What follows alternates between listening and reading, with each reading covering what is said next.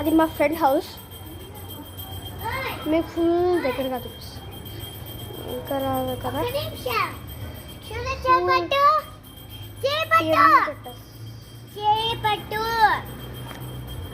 చూడండి మా చెల్లెలు ఇంకా తెచ్చుకో. చూడండి అక్కడ బ్లాక్ కార్ గేట్ కనిపిస్తుంది కదా, అది మా ఫ్రెండ్ వాళ్ళు. ఇంకా మా ఇంటికి బ్రో, ఇంటికి వద్దాం, కథ విందాం. ఎంగిల్ చేయొద్దు శ్రేయ, పక్కకు రా.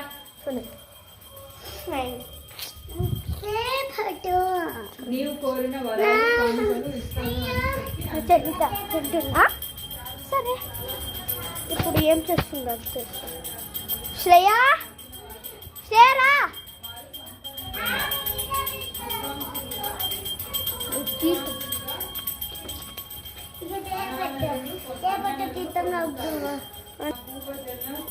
చేపట్టు పరిపరి విధాలుగా మా వరలక్ష్మీదేవిని స్తుతించింది. అంతలోనే చారుమతి చూడండి. అదంతా కలగా గుర్తించి సరే పదండి, మనం కథ విన్నాం. నాకు ఇంట్రెస్టింగ్గా ఉంది. వారు చాలా సంతోషించి చారుమతి వరలక్ష్మి వ్రతమును చేసుకోవాల్సిందే అని చెప్పారు. ఊర్లోని వనితలు చారుమతి కళని గురించి విన్నవారే పౌర్ణమి ముందు రాబోయే శ్రావణ శుక్రవారం రోజున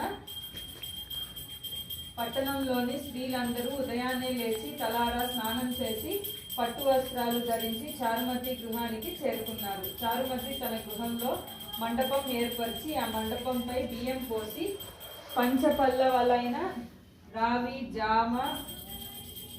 రావి, జువ్వి, మర్రి, మామిడి, ఉత్తరేణి మొదలైన ఆకులతో కలశం ఏర్పాటు చేసింది. వరలక్ష్మీదేవి సంకల్పాన్ని సర్వమంగళ మాంగళ్యే శివే సర్వార్థ సాధకే శరణ్యే త్రయంబకే దేవి నారాయణి నమస్తుతే అంటూ ఆహ్వానించి ప్రతిష్ఠించి ఎవరిని శక్తి కొలదు వారు బంగారు, వెండి, రాగి లేదా మట్టి మూర్తులను ప్రతిష్ఠించుకోవచ్చు.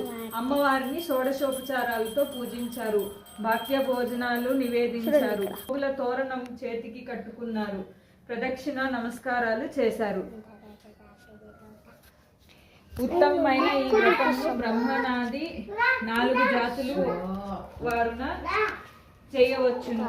అట్లా చేసినచో సర్వ సౌభాగ్యములను కలిగి సుఖంగా ఉండురు. ఈ కథను విన్నవారుకు చదువు వారికి వరలక్ష్మి వ్రత ప్రసాదం వలన సకల సుఖాలు